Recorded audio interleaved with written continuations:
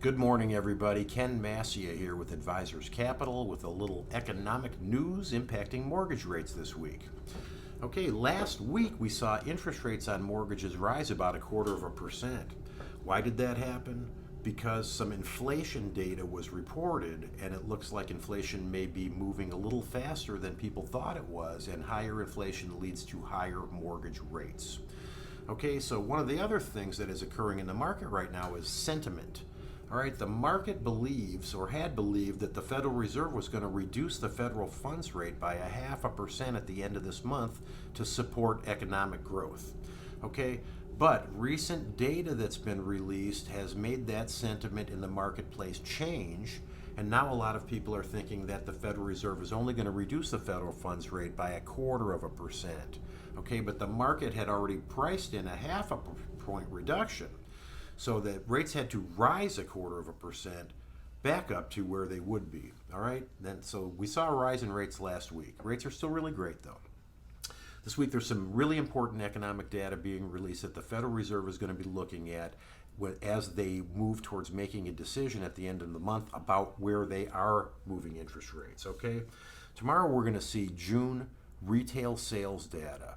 When retail sales are up, that means consumers are spending money, and spending money means the economy is moving faster. When the economy is moving faster, that means mortgage rates are going to go up.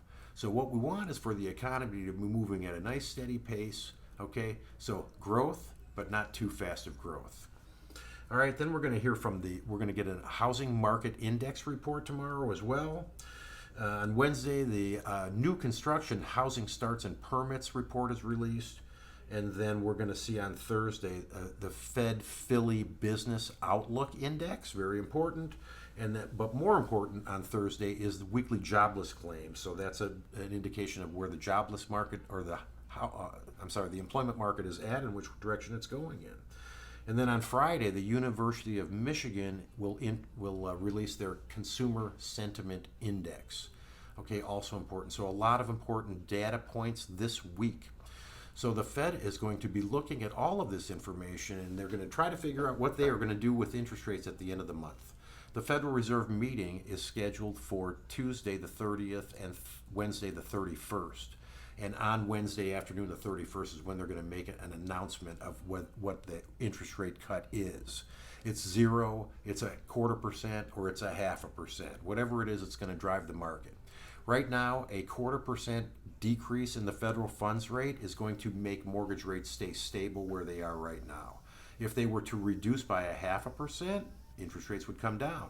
If they decide to make no reduction, then rates are going up. Okay, so we're just going to have to wait and see what happens.